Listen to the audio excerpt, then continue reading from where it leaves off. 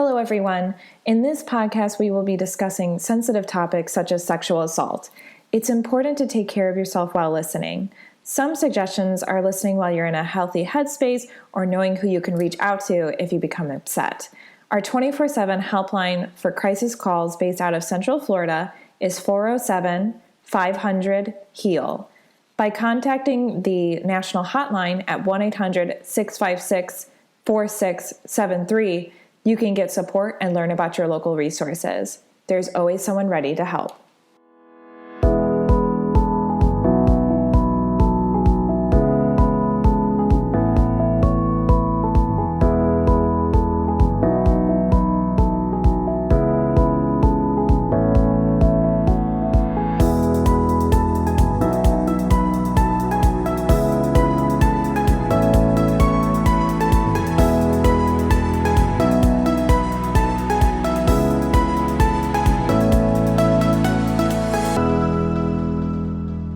Welcome to the Victim Service Center podcast.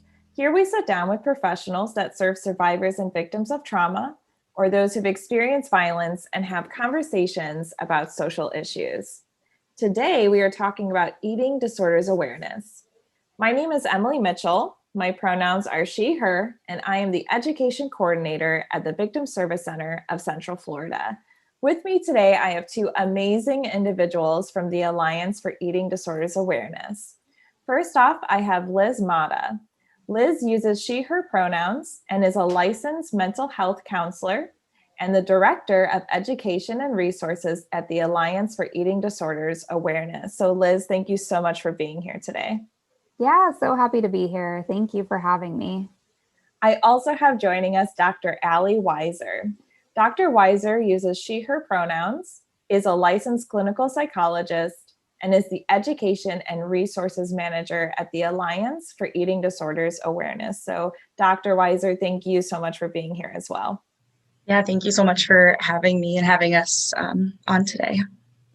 You know, I'm really excited to have both of you here because through your work at the Alliance, which is a leading national nonprofit organization for all eating disorders, Liz and Allie advocate for all individuals experiencing eating disorders, provide education nationwide, and support individuals and families while helping to connect them to treatment and resources. And actually, February is Eating Disorders Awareness Month, which is when this podcast is planned to air, and is a time for all of us to come together to highlight and uplift conversations surrounding this issue through educating the public and sharing resources available to those in need. In this episode, we will be defining eating disorders and their different types, breaking down myths, addressing how survivors of trauma may experience eating disorders, and sharing how we can help a loved one who is possibly suffering from an eating disorder. So with that, to start off, Liz, I was hoping you could talk a little bit about the Alliance and any events you may have going on this month. Absolutely. Thank you.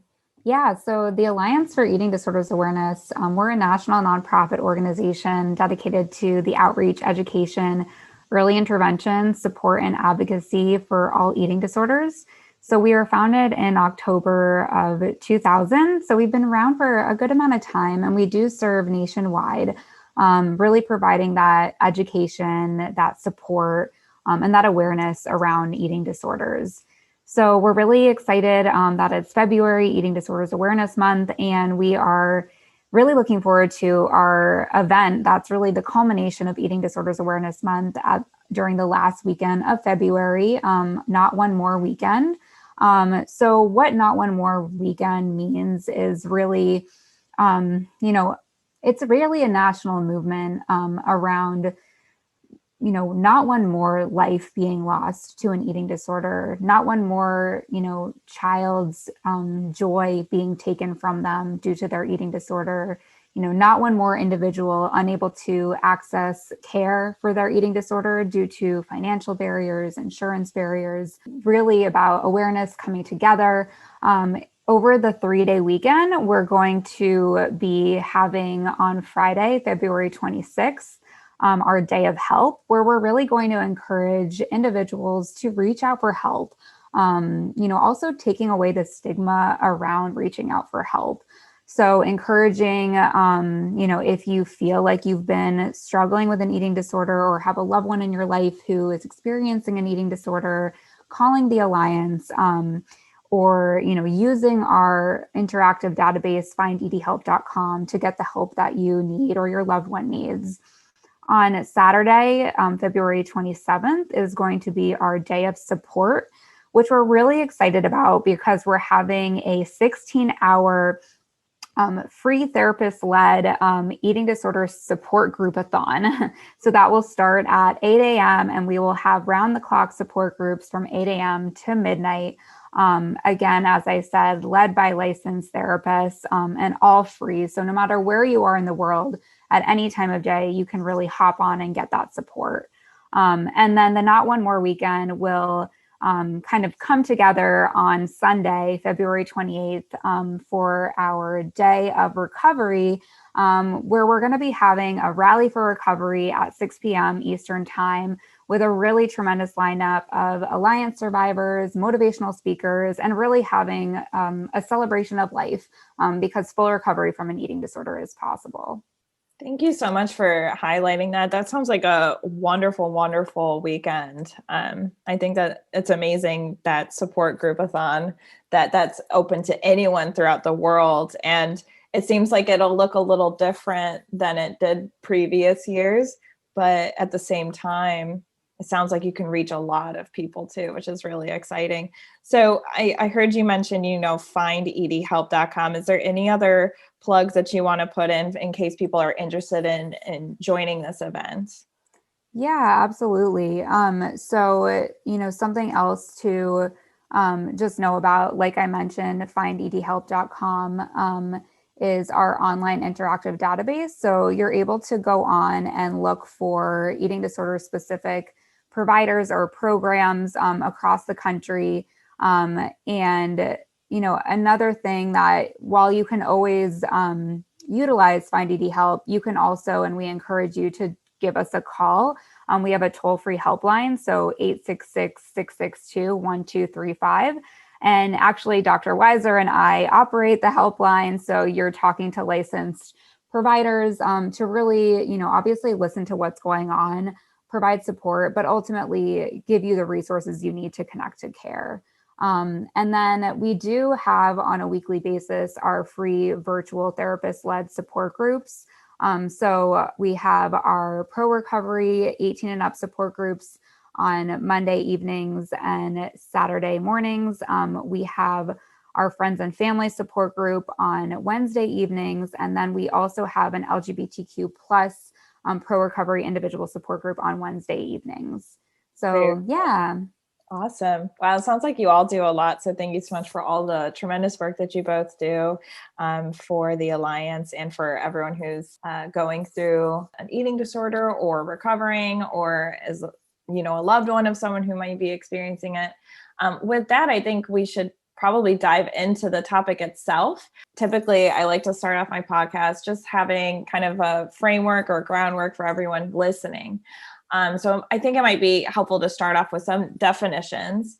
So what exactly is disordered eating, and what are some of the different types of eating disorders? So disordered eating, I think we should first talk about normalized eating. And that is something that is pretty, I think, not as common these days because diet culture comes up and interferes with people's ability to kind of have a normalized eating. So normalized non-disordered eating is when food is consumed mindfully, listening to your hunger and fullness cues, so eating when hungry, stopping when full, having a balanced intake, so having a variety of foods where you're not cutting out certain food groups, so eating all types of foods, and really not judging or shaming yourself based on food choices that you have. Whereas disordered eating, not quite an eating disorder, but disordered eating might be where you're subscribing to some diet culture, having some rules and beliefs about food. So irregular eating behaviors where you're not tuned in with your hunger and fullness. You may at times feel shame and judgment about your body or your food choices. However, with disordered eating, it doesn't really interfere with your your life or your ability to function. Not to anyone feel shamed that there's not normalized eating is not normalized in our society. Like I said, there's a diet culture really interferes with our different beliefs about foods and creates these food rules. So it's a process that's something to work towards to kind of be a normalized eater. So where an eating disorder is when these eating behaviors and food rules really affect someone's ability to function. There's difficulty maintaining interpersonal relationships, maybe academics. There's really a difficulty with focusing. It impacts all areas of someone's life. So it can cause daily responsibilities to be more challenging, well-being and hygiene. And it really gets in the way of people pursuing their life goals or living according to their values. It becomes really an obsession about food and shape and weight. That's how we would explain eating disorders. Yeah, no, I think that you definitely kind of encapsulated what eating disorders look like. And I think it's helpful to kind of get a picture of what the spectrum looks like as well. So when we talk specifically about different types of eating disorders, there are a lot of different eating and feeding disorders. And so, probably the most commonly known eating disorders that you hear about are anorexia nervosa, bulimia nervosa, and binge eating disorder. And we did want to mention that, in our society and culture, in the media, you probably hear a lot of times individuals being referred to as being anorexic or being bulimic. And we really are trying to get away from that. So not, basically using it as a descriptor. We really want to make sure to take away, not having it attached to that person's identity. So instead of saying anorexic, we really encourage individuals to say, an individual experiencing anorexia nervosa or an individual living with bulimia nervosa.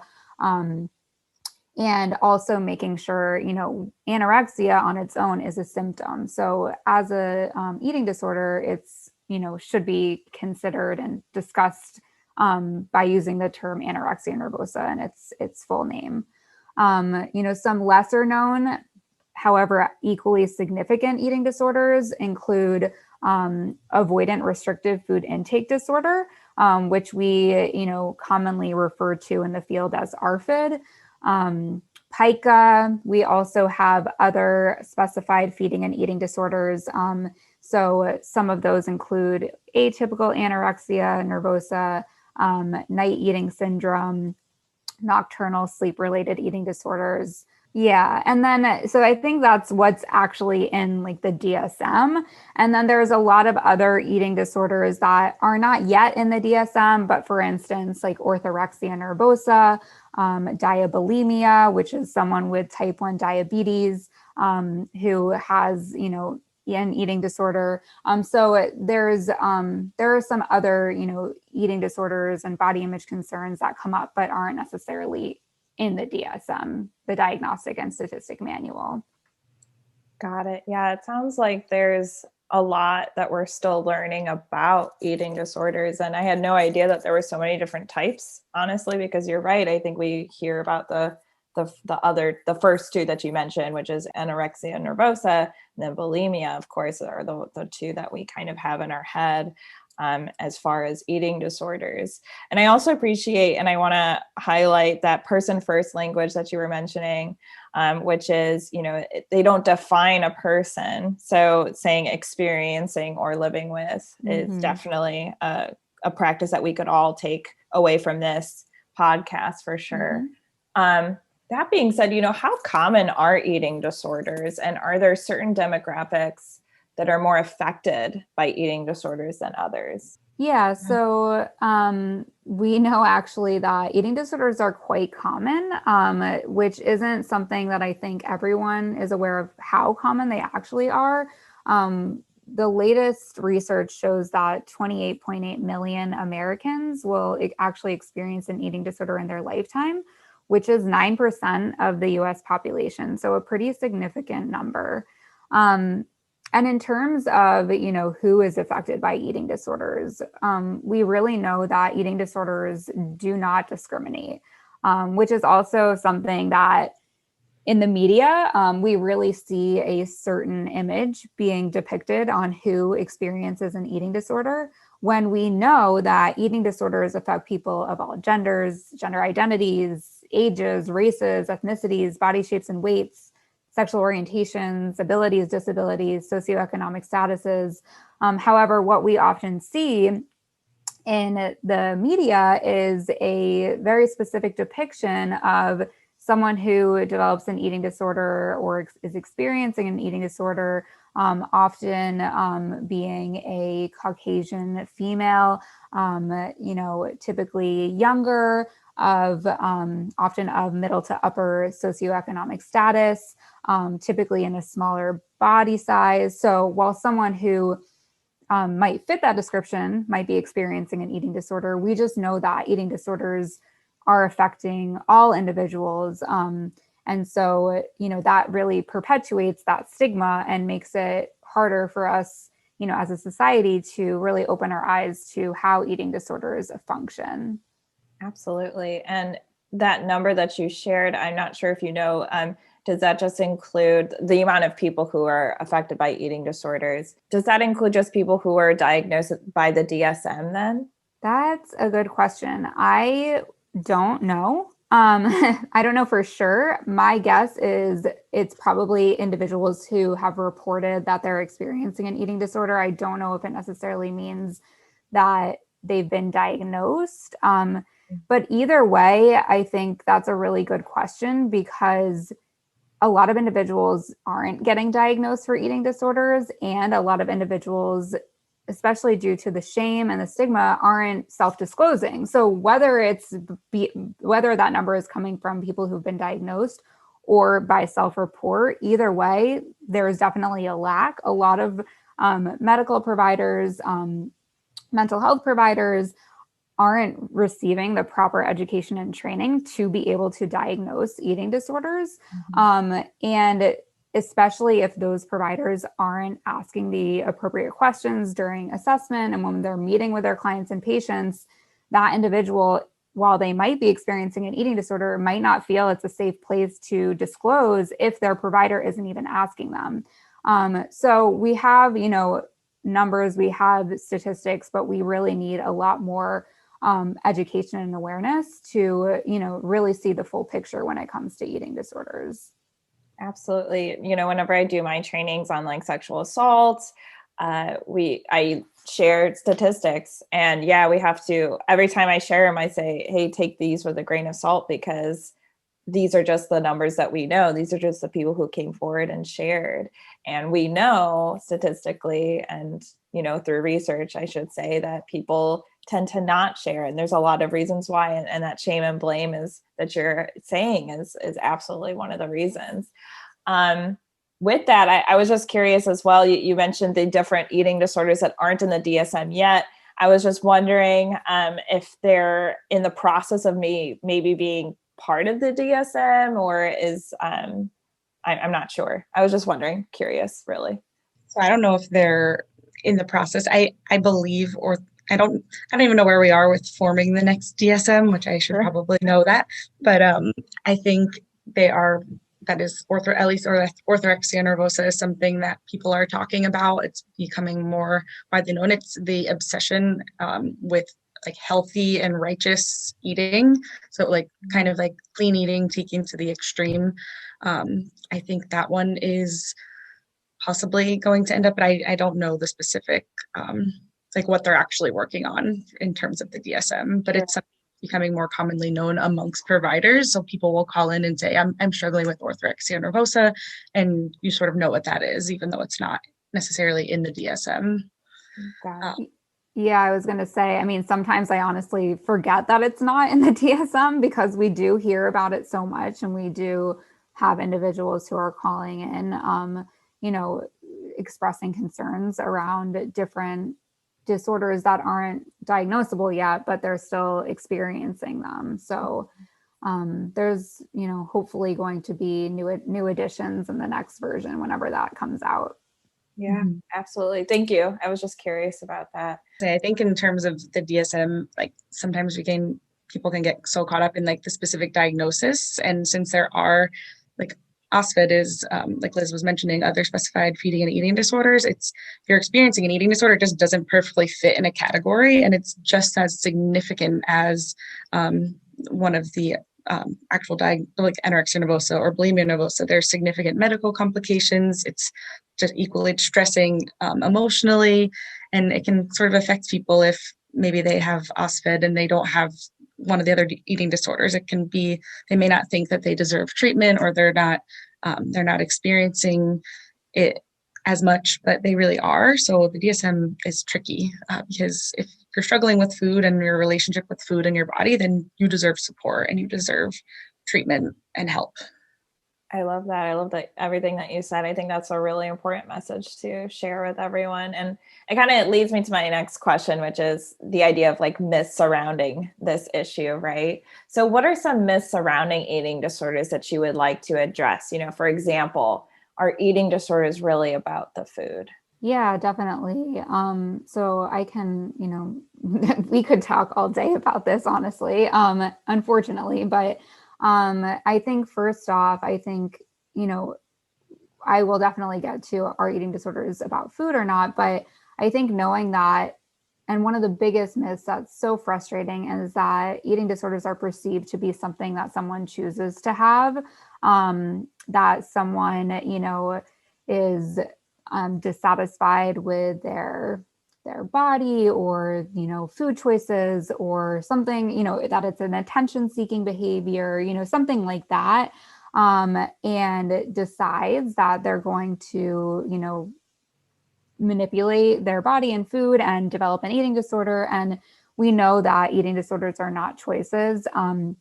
We know that they are biopsychosocial illnesses, and that no one, wakes up one day in South Florida or Central Florida or anywhere in the world and says, I want to have an eating disorder.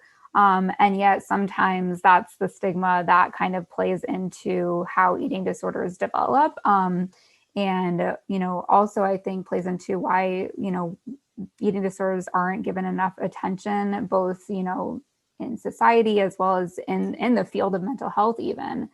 So Allie, I didn't know if you wanted to kind of speak to the question about if eating disorders are about food.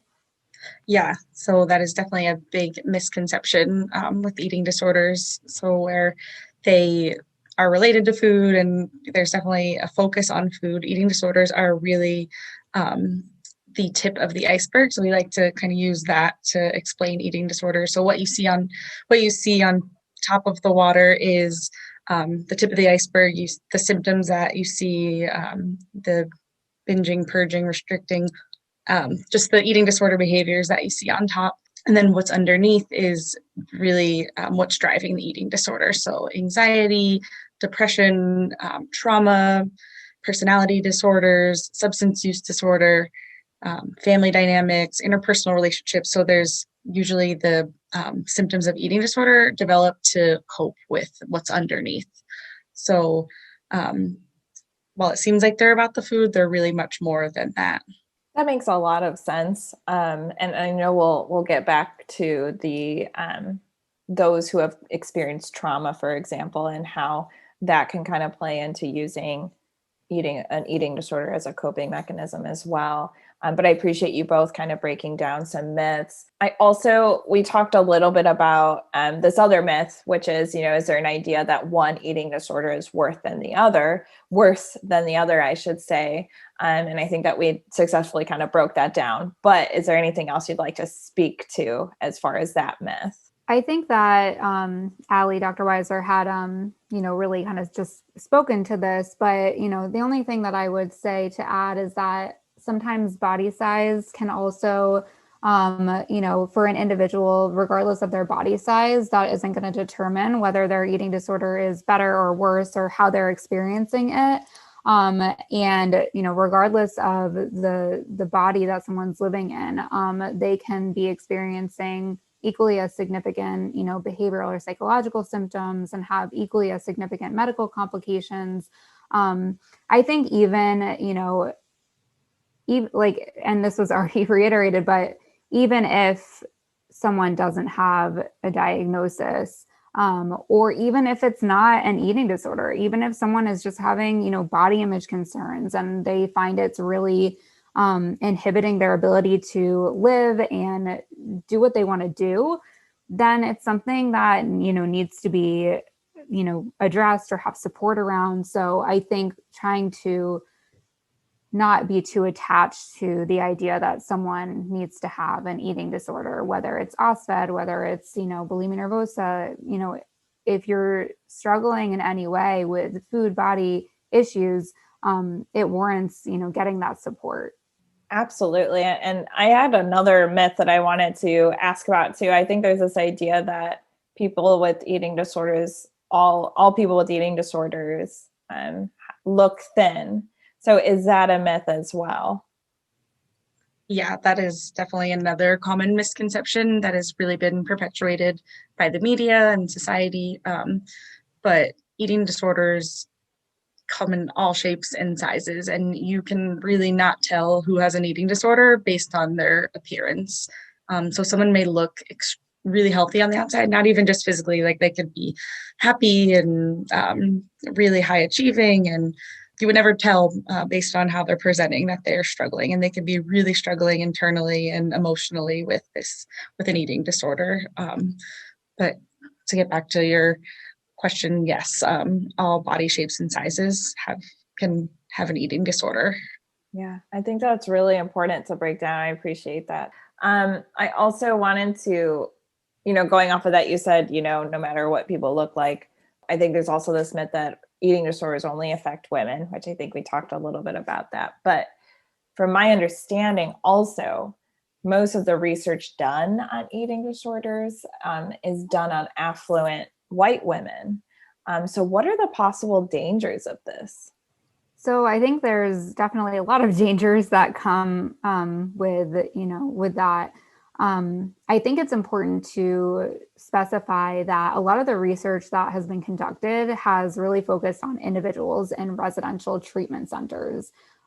So given the fact that it's really only been within the last decade that residential treatment for eating disorders opened up to include all genders, a lot of the research that was conducted at these residential treatment centers focused on women because those were the women who were in treatment, mainly white women, who also are likely have some kind of financial means and or access to insurance. So we really do need a lot more research funding in order to look into the different subsets of the population and explore how individuals of all genders, races, ethnicities, cultures, sexual orientations, and so forth are experiencing their eating disorders. So I think that, a few other pieces of why that can potentially be dangerous is one, if individuals who are experiencing an eating disorder don't see themselves represented in the research, they may feel incredibly invalidated. They may feel that they aren't deserving of treatment or that, maybe they don't even warrant needing treatment. And also, and this is something that we see all the time, is that healthcare providers aren't likely being fully educated in understanding eating disorders because when they go to look at the research, it just, again, like perpetuates the stigma. What the research is showing are,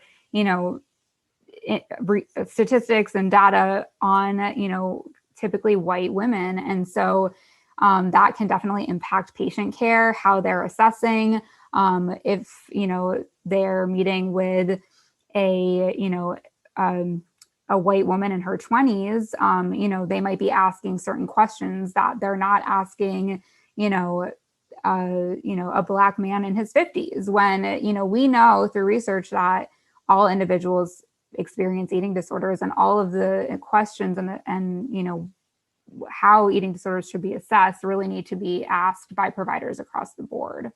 Yeah, and I just want to add to that. I think because of the limited research on just a certain demographic, it really affects the treatment too. So someone of a different race or different culture, they're going to experience different challenges and different traumas and oppression and discrimination, and that those traumas impact someone's coping skills, and and the development of an eating disorder. So there's different things that contribute, and just different experiences that people have, that there needs to be more, I think, more research and better treatment modalities for other individuals, and just having it in this one area makes it really challenging, because I think even with people with low SCS, they're faced with different challenges, maybe food scarcity or lack of access to food. And I think that also is a danger of just having the research on this one small demographic.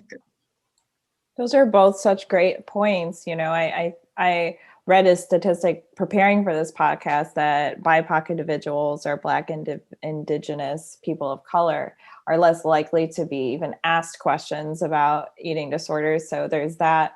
But also, we've been talking a lot about culture, and you brought it up again, Dr. Allie. And I think that that's a really important piece to this. And if people are from different cultures, and we only have researched how eating disorders may manifest in this particular kind of culture, we have to kind of look at the whole picture if we want to help everyone, right? So yeah, I think that those are such important points. So it looks like maybe we'll be moving more forward in the future, and kind of addressing that in a different way. And I do hope that we're able to do more research in all different kinds of demographics. That being said, just shifting the gears a little bit here. This podcast, like I mentioned, is coming out during Eating Disorders Awareness Month, which is, again, a time to uplift and raise awareness of disordered eating. That being said, why do you think, and we talked a little bit about it, but why do you think eating disorders are not talked about enough? And what are the stigmas surrounding this topic? Yeah, I think one of the main reasons is that people still think that eating disorders are a choice, that's something someone's choosing to engage in. It's kind of similar, I think, to substance use, how that in the past and even now there's a belief that it was a choice, and now they're starting to, substance use disorder is now recognized as a disease, as something that someone doesn't choose. So there's been progression with substance use, but I think with eating disorders, people are still thinking like, just stop doing that behavior and just stop because this is a choice, but it's not, as we know. And just also the lack of education and awareness and overall understanding of eating disorders, I think that plays into it. That being said, does the media distort our perception of how eating disorders look in the real world? And we talked a little bit about it, but I wasn't sure if you had anything else you wanted to bring up. Yeah, I think aside from what we've already mentioned in terms of, how the media depicts a certain,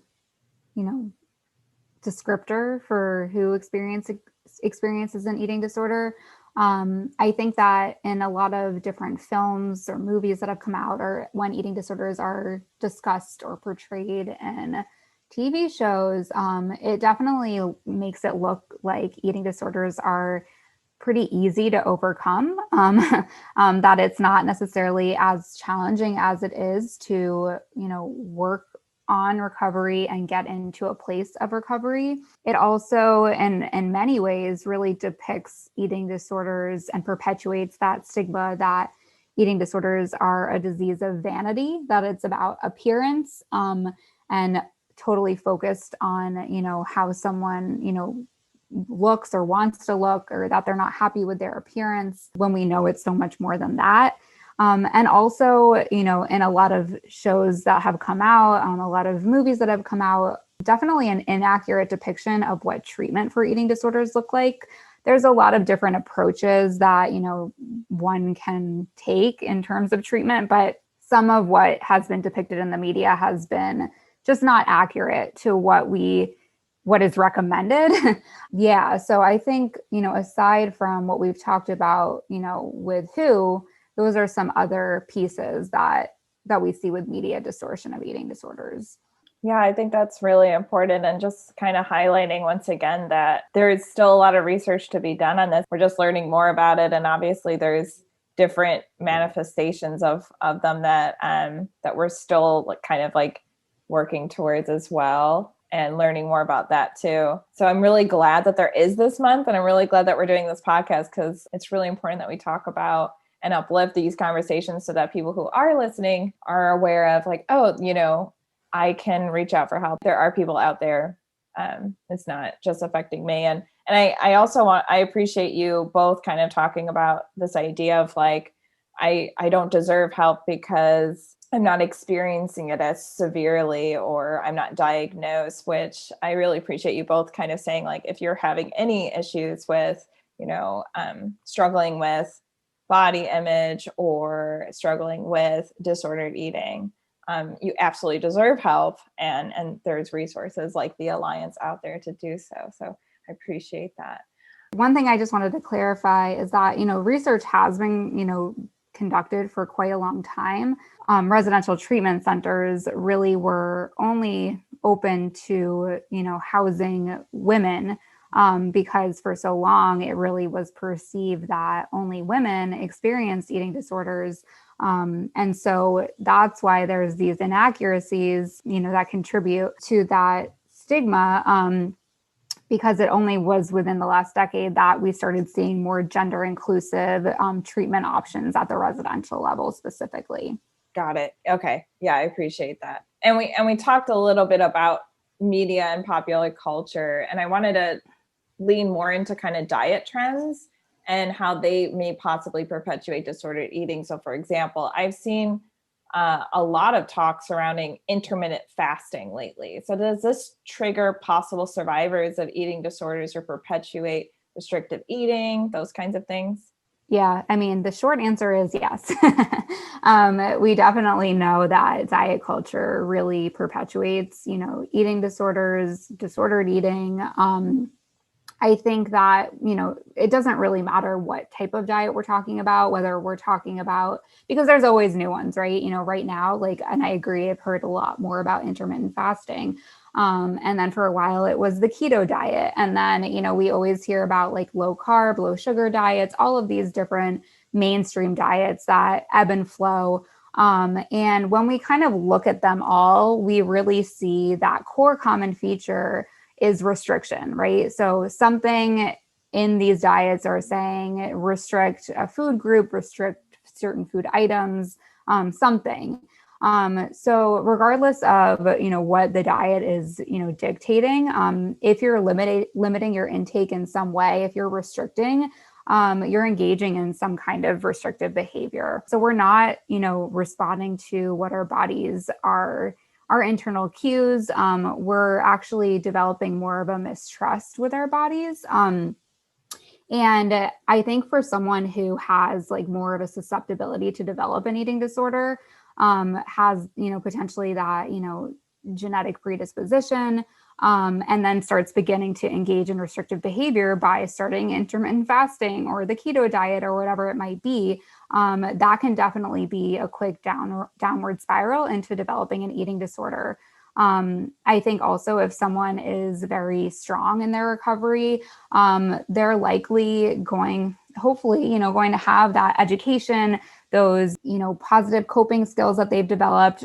They've, you know, kind of developed their toolkit to not, you know, to recognize that, you know, I don't need to engage in one of these mainstream diets to live a full, you know, meaningful life. And know that dieting really isn't going to be an effective strategy for overall health and well-being, and that it can easily be this slippery slope into, you know, potentially relapsing. Yeah, and just to add on to that, I just these diets sort of perpetuate the idea that we're not good enough, or that our bodies aren't good enough, or that we have to change, or they just want the diet culture is there to make us feel bad about ourselves and our bodies. So these diets, engaging these diets to maybe try to gain more confidence or be happier, the diet culture sells us lies, because those doesn't work. And people sort of get really stuck in these diet cycles, and all their focus is on the diet, and they're not focused on their values or what kind of life they want to live.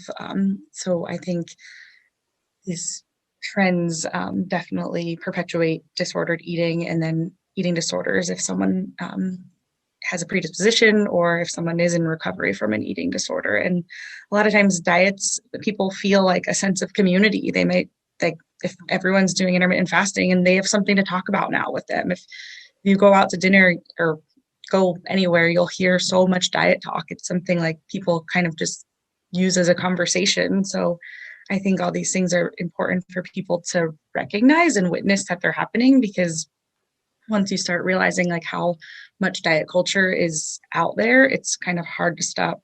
You can't unsee it or unhear it.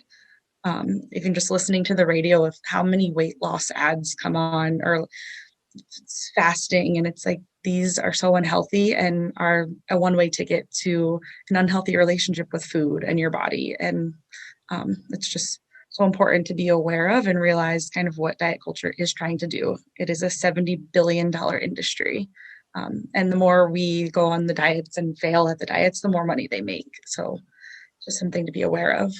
Kind of going off what Dr. Weiser was saying is, you know, almost asking yourself like the reason, like what are you trying to achieve, or like why is, you know, this diet something that you're choosing to follow. And I think what you'll find is that it might be, you know, that desire for connection, or maybe, you know, self-love. There's probably a lot underneath there that is really what that individual is looking for. But diet culture paints this picture of, you know, if you engage in this diet, you're going to get to, you know, point, you know, X, where everything that you're, you know, wanting in life is going to come to fruition, when we know that is just a false narrative they're painting. Absolutely. I appreciate both of everything that you're saying here. I think that there are really important points to be made. I think that there is this, it's just kind of feeding into the shame that's already kind of fueling eating disorders in general and mental health issues in general as well. I'm thinking back to what you said in the beginning, Dr. Weiser. I'm so glad you decided to define normalized eating and how it's not normal. It's not as normalized as it should be. I think that it's so important that we do trust our bodies, like you were saying, Liz, before, when you said that was like a light bulb went off, you know, this idea that, yeah, there's this misconception that we feel like our bodies aren't really, you know, oh no, I'm not hungry, or like, you know, I have to yada, yada, yada. And so I really appreciate, you know, I want to uplift and talk more about, you know, normalized eating instead of having those conversations about the latest diet, like you were mentioning, Dr. Weiser, at dinner. You know, I think earlier we broke down the misconception that eating disorders are about the food, and they're instead perhaps a coping mechanism, or maybe they're about control. That being said, could you touch on how eating disorders may be used as a coping mechanism, specifically for survivors of trauma? Yeah, so for sure, definitely. Eating disorders, and as Dr. Weiser had shared earlier, you know, we know that eating disorders, if we visualize them as an iceberg, the what we see on the surface are the behaviors, and, you know, really what's driving the eating disorder, what's underlying underneath the surface is, you know, let's say for in this instance, the trauma. And so the eating disorder is really serving as this maladaptive way of coping with the trauma. And how that functions is that the eating disorder is really creating a buffer or some type of, you know, space distance between the individual and any unpleasant thoughts, feelings, experiences, emotions, memories that are associated with the trauma. So the eating disorder is going to help that individual, you know, fill that void, that feeling of emptiness that they might be left with. It can be really, you know, a maladaptive way to numb out from their, you know, experiences that they just don't want to be feeling. It can be effective to help them disconnect, to distract what's coming up for them in the present moment. And I think that, initially it can be a really protective response, right? So it can really help them, like I said, and it can be a really effective way to create that distance. But the more that the individual is engaging in the behaviors, the more they're also disconnecting from their life, from the relationships that they have, from the values that they have, even though that it was potentially like an adaptive, effective way of coping when maybe the trauma first occurred. It's really no longer going to be serving that individual and is really going to be preventing them from living their life as they want to, the further we get away from that. Absolutely. It seems like eating disorders have like a ripple effect in someone's life. We think of it as kind of affecting maybe one part of someone's life, but it seems like it can really seep into all parts, like our interpersonal relations and just our day to day. I could definitely see how it could feel like an all-consuming kind of issue. That being said, I wanted to move towards kind of what we could, say. For example, what would you say to a person who may be supporting someone in their life with an eating disorder? What can they do to help? That's a great question. I think if you're supporting someone in your life that has an eating disorder, it's just important for you to get support and for you to get educated, and learn how to help your loved one during this time. We know that eating disorders are often recovery is like often a long process, and being willing to participate in someone's recovery process can be one of the greatest assets of their recovery. So we know that people who do have families and friends and supports during the recovery actually do better than individuals who don't. That's why at the Alliance we have our friends and family support group. Well, now we call it the support group for loved ones, because some people may not have family members and they may not view their family as their family. So loved ones is more of an all-encompassing term. So anyone who is quote unquote your family is welcome to the group. But I think if you're confronting someone, or if the person doesn't disclose that they have an eating disorder, but you're recognizing maybe that they're engaging in some behaviors, or you're recognizing something's off, just not ignoring it, but not attacking them, but really approaching them in a non-judgmental, compassionate way. I noticed that you're struggling. I'm here to help. I know of resources that I can help you with when you're ready to talk about it, but really not turning a blind eye to it, because we know there's such significant complications and they're really dangerous, and the person really struggles when they have an eating disorder. So really being there and showing up for them is so important.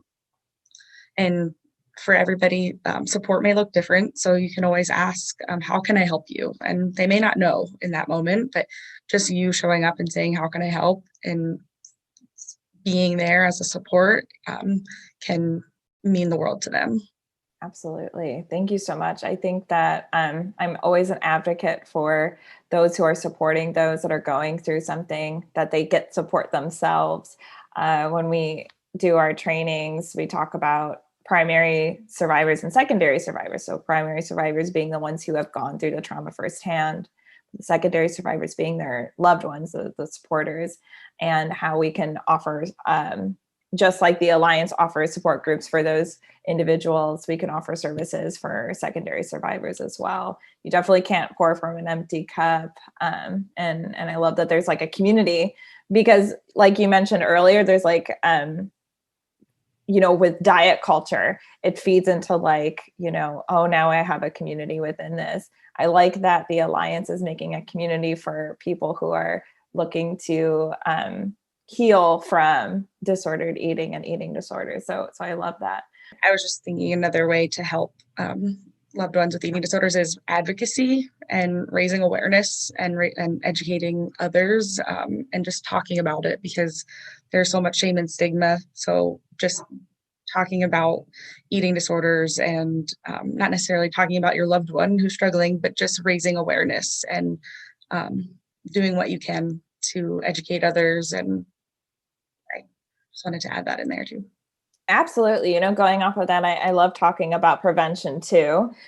So is there anything else that you'd like to talk about as far as how we can all kind of help prevent eating disorders? Dr. Weiser already kind of put the little bug in my head with what she was saying, but I think going off of that, at the individual level, just using your voice. If you hear someone making a really inappropriate comment about eating disorders or food or body, and maybe if it feels like a person that you could say something to, taking it upon yourself to say, actually, eating disorders are a really serious, mental illness that affect, almost 30 million Americans.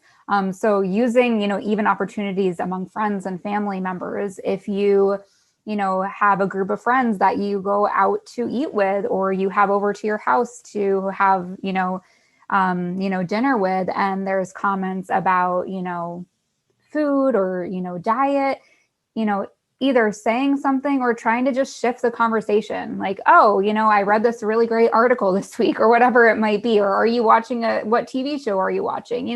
Just to try to shift the conversation. So even small things like that, I think, can really help.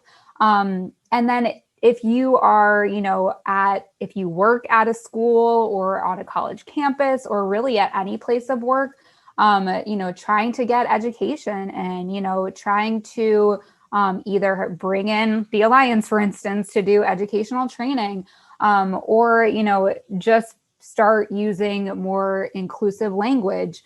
So I think at every level, there can be small steps we take. And by taking small steps, we can collectively kind of move toward bigger, more progressive change. Absolutely. I think like even as parents or as teachers, or if you're around children, and if you're around anyone, just being mindful of the language you use and how often you bring up your diet, or disliking your body, or even making comments about other people's bodies. Kids pick up on that. And we know that children, even I think from 3 to 6, a large percentage of them have talked about going on a diet and worried about gaining weight. And so it's just being on the individual level, being mindful of what you're talking about and how it may be impacting others, because you could be talking about wanting to change your body, and then there's someone next to you that is struggling with an eating disorder and you don't even know. And it's like, how are they going to take that? And just really changing the language, and changing the focus of what you talk about and what you focus on. I think those are wonderful. I love the idea of kind of like us looking in a little bit and kind of processing our own biases that we've been fed is a really important step to becoming an advocate to prevent things like eating disorders. And I bet you if we all kind of sat and just thought about, being mindful of the conversations we have, we might be surprised at how often we do have these conversations about diets that kind of perpetuate these myths and eating disorders in general. So yeah, I think that's definitely a wonderful thing that we could all do to help prevent it. Speaking of, those who are suffering from eating disorders, if someone is struggling with one, what are some resources available to them? I know we talked a little bit about the Alliance for Eating Disorders Awareness and the services that you provide as well. But I just wanted to check to see if you had any other resources that you wanted to highlight for those who may be struggling with an eating disorder that you'd like to share. Yeah, so I think in general, I think it's just really important to educate yourselves. There's so much there, which is great. There's a lot of different resources out there. So if you're having a specific issue or concern about a loved one, you can reach out to the Alliance and we can definitely give you resources that are more directed at what your kind of concerns are. Also, I think that if you yourself are, dealing with an eating disorder, seeking out therapy, there are specialized eating disorder therapists that would be really important to make sure that that's the kind of therapist you're connecting with that has experience with eating disorders, and ideally setting up a treatment team.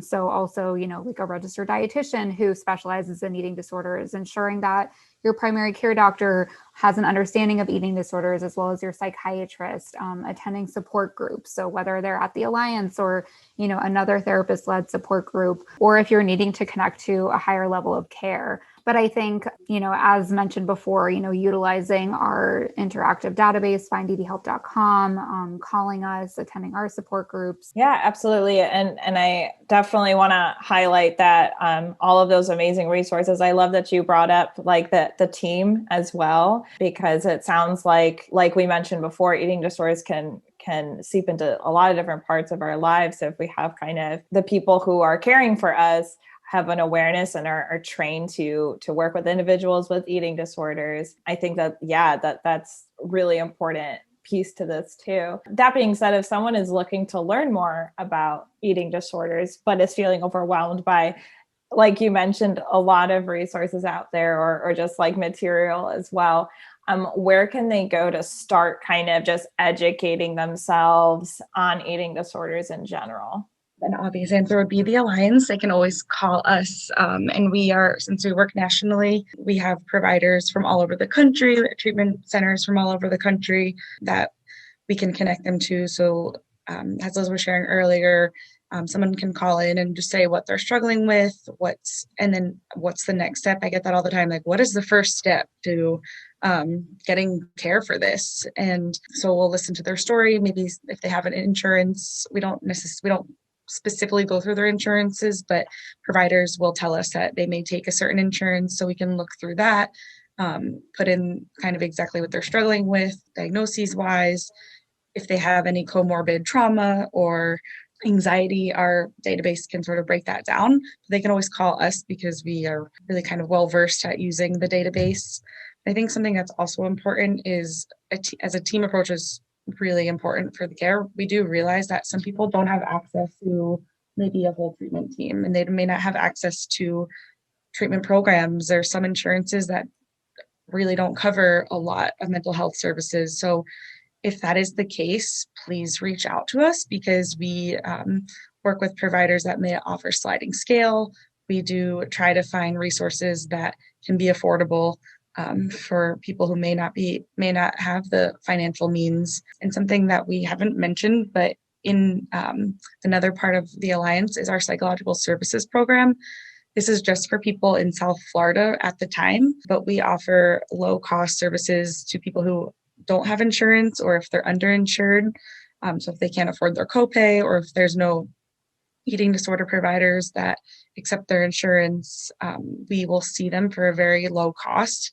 And it's the first program of its kind in the whole nation. So it's a really amazing service. So if someone is in South Florida and doesn't have the financial means to connect to care, it is a really amazing resource that we have at the Alliance. Awesome. Thank you so much for breaking all that down. The Alliance is amazing. Actually, the Alliance came to train the VSC on eating disorders as well. So definitely, if you're looking for more education as well, they're a wonderful resource, and I couldn't, advocate for them more. I think that's a wonderful place, to sign up. I just wanted, as a final question first, is there anything you would like to say before we sign off to anyone listening who may currently be struggling or recovering from an eating disorder?